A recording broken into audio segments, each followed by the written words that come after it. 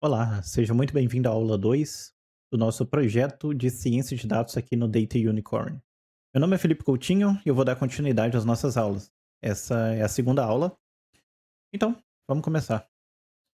Bem, a primeira coisa que a gente vai fazer é abrir o colab.google, tá? E aí você vai clicar em Open Colab e ele vai abrir pra gente essa telinha aqui do Google Colab que eu já mudei para o tema Dark, que vai ficar assim em preto, tá? Antes estava o tema branco aqui, né? White. Eu vou ensinar vocês como a gente muda o tema, mas você perceba que ele vai mostrar aqui pra gente o notebook que a gente estava trabalhando na última aula. Eu vou clicar aqui nesse notebook, ele vai abrir pra gente um Jupyter Notebook. Lembra, isso aqui é o Jupyter Notebook, é o seu caderno onde você vai escrever códigos e também escrever texto, tá? Ele apareceu essa mensagem aqui pra mim, não vai aparecer pra vocês, porque eu estava explorando algumas coisas aqui eh, no Google Colab. Pode ignorar essa mensagem por enquanto. Eu vou excluir essa primeira célula aqui, deixar como exercício 1. Nós verificamos a versão do Python, fizemos um for loop simples, um dicionário de frutas, convertemos para uma lista, combinamos uma lista com mais um valor, que é peras, né? Nós adicionamos essa salada aqui.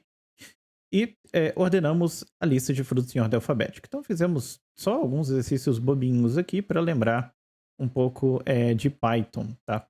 Lembrando que, se você não sabe o básico de Python, eu recomendo que você busque por vídeos, livros no YouTube. Volta na última aula, eu dei algumas dicas de como você pode encontrar esse material. Começamos na parte 2, porque a parte um era uma verificação sobre uma análise simples também do Anaconda, tá? Que é utilizado para fazer o gerenciamento de pacotes e de versões do Python. Bem, dito isso, vamos para o exercício 2. Porém, eu vou mostrar para vocês que se você clicar aqui nessa engrenagem, vier aqui em Site, você pode escolher o tema. O tema que deve estar aí para você é esse Adaptative, e aí você tem que escolher o tema Dark se você quer ver o, o notebook desse jeito que eu estou vendo aqui. Beleza? Uma última coisa que nós vimos é que nós vamos trabalhar com uma base de dados. Todo problema que nós pegamos para resolver, ele está atrelado a dados, ok? Por isso que o nome da sua profissão é analista de dados, ou cientista de dados, ou engenheiro de dados. Então, sempre está atrelado a dados, beleza? Nós vimos que eu coloquei o link para vocês na descrição do nosso último vídeo. Vou colocar na descrição desse vídeo também o link para essa base de dados que nós estamos vendo aqui, tá? A base de dados, ela está no formato, se eu clicar aqui, eu tenho a opção de baixar a base de dados, clicando nesse botão com a setinha aqui para baixo, e a base de dados, ela está no formato .xls, que é um formato antigo do Excel. Você consegue abrir esse arquivo aqui no Google Sheets ou no Excel. Se você tiver o Excel instalado, dá 2 cliques, vai abrir no Excel, você vai conseguir ver a nossa base de dados. É, a, a nossa base aqui, ela é uma tabela única, com 30 mil linhas e algumas colunas, não lembro quantas. E ela está relacionada a clientes que possuem cartão de crédito e que alguns pagaram a conta ali do cartão de crédito e outros clientes não pagaram essa conta. Hoje nós vamos entender um pouco mais qual é o problema, o que, que a gente tem que fazer. Como cientista de dados, o que a gente tem que fazer? Por que, que a gente está aqui? Ok? Essa base de dados é uma base de dados que foi manipulada pelo autor do livro, né? Então lembra que o livro que nós estamos seguindo é esse aqui. Eu vou deixar o livro aí na descrição do canal, caso você queira comprar. Eu sempre vou estar com o livro aqui para a gente ir acompanhando capítulo a capítulo. E a base de dados ela foi tirada desse site, né? Que é um site muito famoso, é o UCI. Tem aqui também o link para a base original, vou deixar também o link aqui na descrição desse vídeo. Mas aqui tem uma descrição da base de dados, né? Fala que essa tabela ela tem colunas de valores inteiros e valores reais, tem 30 mil instâncias, ou seja, 30 mil linhas, e tá atrelado nessa base de dados aqui, ela está associada a uma tarefa de classificação, que é o que nós falamos na última aula. E aqui nós temos um pouco mais de descrição da base de dados. Aqui um pouco mais para baixo, se você rolar a página um pouco mais para baixo, em Show More, você vai ver uma coisa muito importante para gente, que é o dicionário de dados. E aí você pode ter uma noção um pouco melhor do que se trata cada coluna e por aí vai. Bem, vamos para o livro, para o nosso exercício 2. O exercício 2, ele diz o seguinte: é carregando os dados do estudo de caso em um Jupyter Notebook. Então, nossa primeira tarefa é carregar esses dados aqui no Jupyter Notebook. Ah, se você quiser fazer uma análise dessa base de dados no Excel, você consegue. Você dá 2 cliques, vai abrir o Excel, vai abrir a base de dados e você vai ter acesso a tudo ali que o Excel oferece. É uma ferramenta muito legal, muito boa, que você pode usar. No nosso caso, nós vamos usar o Python como linguagem de programação para manipular o arquivo que a gente tem aqui à nossa disposição, inclusive para carregar o arquivo. E vamos usar uma biblioteca muito famosa do Python chamada Pandas. Essa é uma biblioteca para análise de dados. E possivelmente vai ser uma das bibliotecas aí mais importantes para a sua carreira. Então é muito importante que você trabalhe muitas e muitas vezes com a biblioteca para pegar prática. Certo? Nós vamos carregar essa base de dados usando o Python no nosso e trabalhar ali, né, com a linguagem de programação Python no Jupyter Notebook, fazendo todas as análises e tudo mais, visualizando dados ali no Jupyter Notebook. É isso que nós vamos fazer agora. Bem, aqui no Jupyter Notebook nós temos esse exercício 1. Nós não vamos usar esse notebook, vamos vir aqui em File, no Notebook. Ele vai abrir uma nova aba para gente, carregar um novo Jupyter Notebook. Eu vou colocar o nome exercício 2. Dá o nome DU, exercício 2, DU Starter,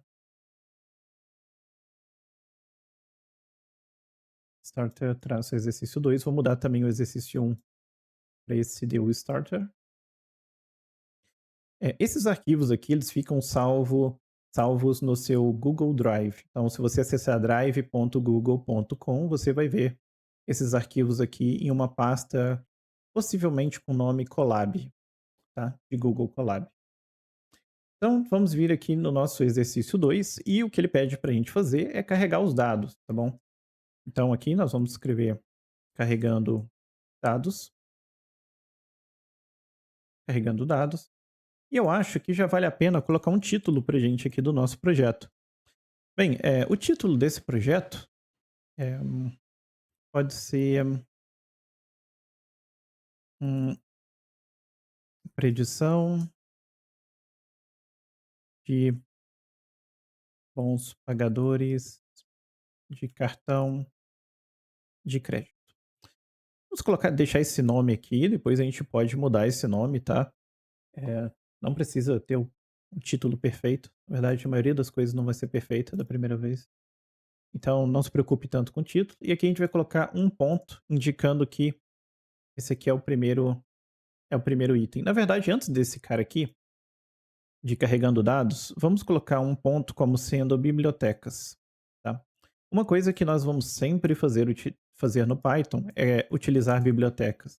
Como eu falei para vocês, bibliotecas são coisas que já estão prontas e a gente pode reutilizar. Ferramentas que já estão prontas, código que já está pronto e a gente reutiliza, tá? Então, uma das coisas que já está, que já está pronta para a gente é o Pandas. Então, a gente pode vir aqui, import Pandas ASPD. Esse AS aqui é um alias, ou seja, é um nome, é um apelido que a gente dá para o Pandas. E aí, toda vez que a gente quiser se referenciar ao Pandas, a gente não fala e aí Pandas, a gente fala e aí PD. Então, seria mais ou menos isso. A gente pode vir aqui nesse botão de play, executar. Ele vai carregar a biblioteca Pandas pra gente. E essa biblioteca tem um punhado de código já pronto pra gente. Então, basicamente é isso. Então, tá pronto ali pra gente utilizar. Quando você utiliza, por exemplo, o Excel, você dá 2 cliques no arquivo, vai abrir o Excel para você e vai ter um monte de ferramentas. Você pode, por exemplo, fazer lá o pivô de uma tabela, né? Que criar um gráfico. Você pode calcular a média, a mediana. Tudo isso já está pronto dentro do Excel, né? Você não tem que eh eh, criar as funções, por exemplo, que printam o gráfico na tela, né? Você não tem que fazer isso porque isso já está pronto lá. Então, O que acontece aqui no Pandas é que muitas funções, por exemplo, que desenham um gráfico na tela, eh, na verdade a gente vai ter outra biblioteca para isso, mas dentro do Pandas a gente vai ter algumas funções de plotagem também, mas por trás dos panos outra biblioteca vai fazer isso. Mas dentro do Pandas, por exemplo, tem o cálculo ali da moda, da mediana, né, que você não precisa escrever uma função que calcule a moda, ou a mediana, ou a média. Você já tem tudo isso já escrito, é só você utilizar. Então basicamente é isso, já está pronto, você tem que utilizar. Mas a gente tem que aprender a usar. Então, o grande ponto aqui, grande parte das coisas é aprender a utilizar e quando usar, ok? Ok, temos o pandas. Utilizando o pandas, nós podemos referir ao pandas como PD, lembra? E nós vamos utilizar eh, o comando read underline. A gente utiliza muito o CSV, né? Quando o arquivo ele é .csv. Mas nesse caso aqui, o arquivo é e tem o formato .xls, que é um arquivo Excel, tá? E aqui, dentro dos parênteses, nós vamos passar o caminho para esse arquivo, ok? Se eu não me engano, vamos fazer esse teste aqui agora. Nós conseguimos pegar aqui em Raw, clicar com o botão direito, viemos aqui em Copy Link Address, e nós temos esse endereço aqui gigante aqui, que é o endereço para o arquivo Excel, tá? E a gente consegue colocar isso aqui em uma variável. Então, eu vou dar o nome de IDF, um espaço, igual, e executar isso aqui. Eu posso executar clicando aqui ou com Shift Enter e ele vai criar uma nova célula para a gente. Ok, executou. Então, ele conseguiu. Para saber que tudo deu certo aqui, a gente pode fazer um df.head, tá? Ok, eu vou diminuir um pouquinho o zoom. Deixa eu jogar a minha tela um pouco para cima aqui para vocês verem.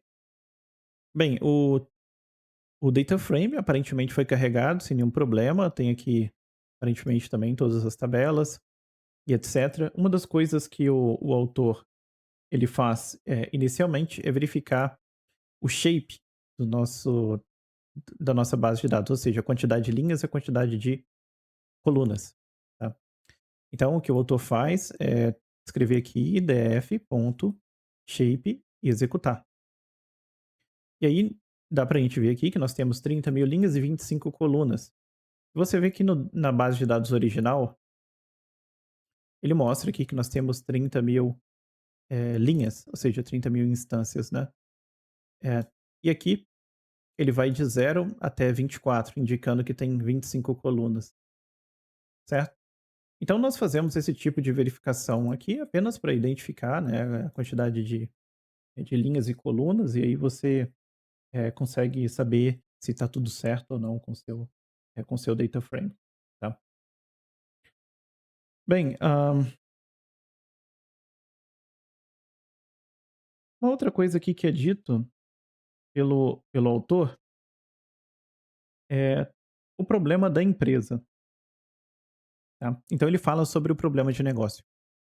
Antes da gente começar a trabalhar com os dados assim, um problema ele surge na empresa, não é? Então, por exemplo, olha, existem bons e maus pagadores e nós temos o cartão de crédito para fornecer para o cliente, mas nós não sabemos quais são os clientes para os quais a gente poderia fornecer o cartão ou qual o limite de crédito a gente poderia fornecer para esses clientes.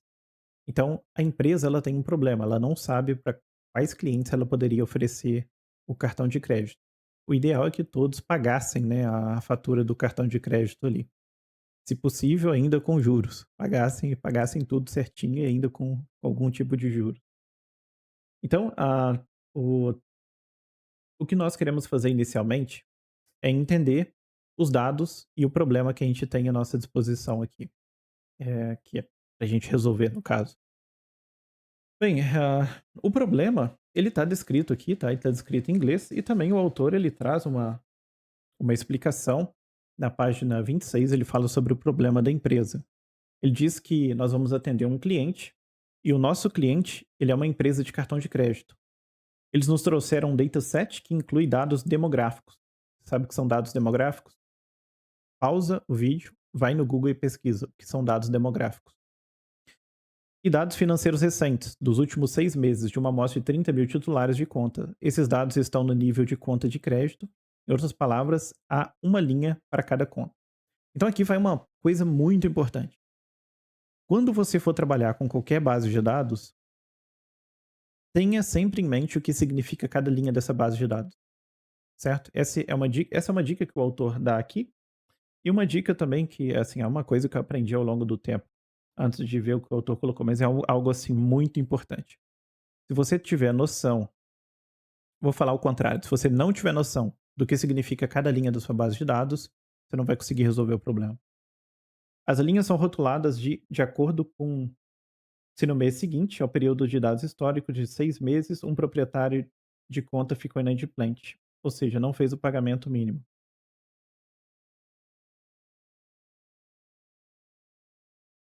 Ok.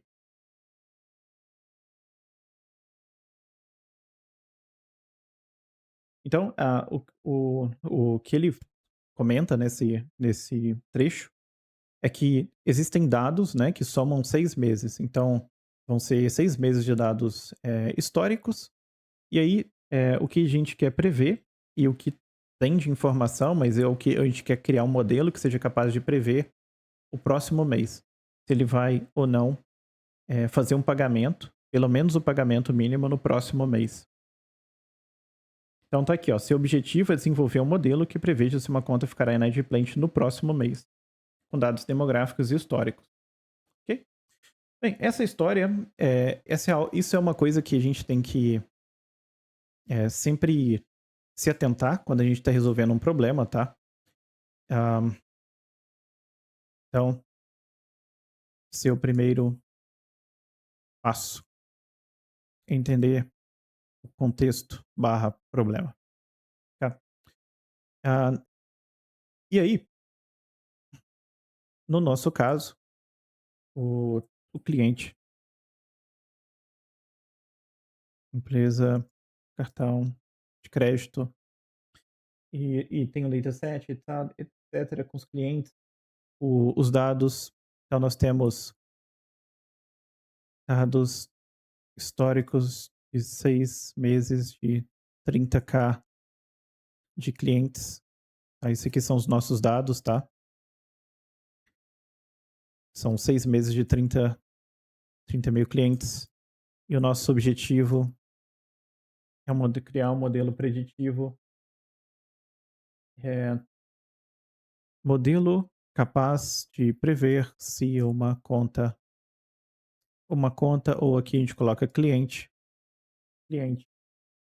ficará inadimplente no próximo mês. Ok? Escreva isso aqui. Escreva qual é o contexto do problema. O que você precisa resolver. Tenta pensar numa solução sem utilizar Python, Machine Learning, sem utilizar nada. Tenta se colocar no lugar do cliente, na empresa que ele está, em como ele conversa com o cliente dele, né? E como que é a pressão em cima dele para tomar essa decisão. E aí sim, você começa a desenvolver um entendimento profundo, porém necessário, um pouco mais profundo, porém necessário, para você desenvolver um modelo que vai automatizar tudo isso. Ou, pelo menos, que vai dar um apoio muito legal na tomada de decisão de um gerente, por exemplo. Tá? Os dados estão à nossa disposição, mas, na vida real, os dados da empresa, muito possivelmente, vão estar espalhados em uma grande base de dados enorme. E aí você precisa também entender com o cliente onde, quais são os dados que possivelmente iriam te ajudar. E aí você não vai entender só com o cliente, vai entender também com o pessoal técnico, que é empregado ou trabalha para o cliente. Você vai entender também explorando, sendo curioso, sendo um bom cientista. Então, ao longo do tempo, você vai perceber que existem tabelas que o cliente nem sabia, existem colunas que o cliente nem sabia, e regras de negócio que ele já tinha esquecido. E esse tipo de coisa faz parte do nosso trabalho também. A parte de organização dos dados, coleta e pré-processamento dos dados, é uma parte que é a mais demorada, porém geralmente é a que mais impacta também nos resultados. com bons dados, com dados de qualidade, a gente chega em resultados muito legais. Nesse caso aqui, a gente já tem os dados à nossa disposição. Essa é uma das críticas, né, que as pessoas fazem ao Kaggle e projetos como esse aqui e por aí vai. Mas, para o aprendizado, nós estamos pulando essa parte de coleta de dados, mas aqui para o nosso caso, para o aprendizado, é crucial que a gente tenha uma base de dados para trabalhar. Então, funciona bastante para gente, para o nosso propósito aqui funciona muito bem, tá? Ah, e aí ele termina aqui esse exercício dizendo as etapas de exploração de dados. Essas etapas de exploração de dados são apenas um conjunto assim é um planejamento do autor, né? Então ele fala aqui que ele vai saber quantas colunas os dados contêm, quantas linhas, quais características, qual é a aparência dos dados e se há dados faltantes. Esse tipo de coisa nós vamos colocar em prática na próxima aula. Uma outra coisa que eu gostaria de chamar a atenção é, é que o autor também ele indica, né, que é importante você se familiarizar com os dados. Então, uma coisa é você se familiarizar com o problema, outra coisa é você se familiarizar com os dados. Numa segunda etapa, muito possivelmente, você vai ter agora os dados à sua disposição. E aí é interessante que você entenda se os dados eles fazem sentido, se os dados eles foram extraídos corretamente, se os dados eles quebram algum tipo de hipótese que você já tinha sobre o problema, que para você parecia, ah, eu pensei que fosse assim, mas pelos dados eu estou vendo que é totalmente diferente. Então esse tipo de coisa é importante porque quando você explora os dados, isso te gera muitas perguntas que possivelmente você vai levar numa segunda rodada com o cliente. E o cliente pode ser de fato um cliente que você está atendendo, eh, que eu digo num freelancer, mas pode ser também o seu chefe, né? Pode ser um cliente interno, ok? Pode ser eh, dentro da própria empresa que você está trabalhando, você tem um setor que está dependendo do seu resultado para ter resultados melhores, ok? Bem, essa etapa é, é mais tranquila, assim, a gente terminaria aqui o exercício 2 e a gente está pronto agora para ir para o exercício 3. Calma, é demorado, mas aos poucos a gente chega lá. Vamos chegar na prática. Mas para você desenvolver um projeto e o projeto ele para você reduzir as chances de dar errado, vai com calma. Entenda o problema, entenda o contexto. Isso é algo que você vai repetir diariamente no seu local de trabalho. Um dos grandes motivos de um projeto dar errado, um projeto de dados dar errado dentro da empresa, é justamente a falta de entendimento correto do problema.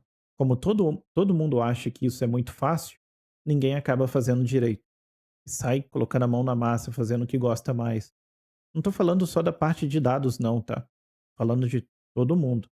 É, geralmente entender o problema não é uma coisa que atrai muita gente, certo? Então as pessoas acabam negligenciando. Mas você vai fazer diferente, certo? Espero você na próxima aula.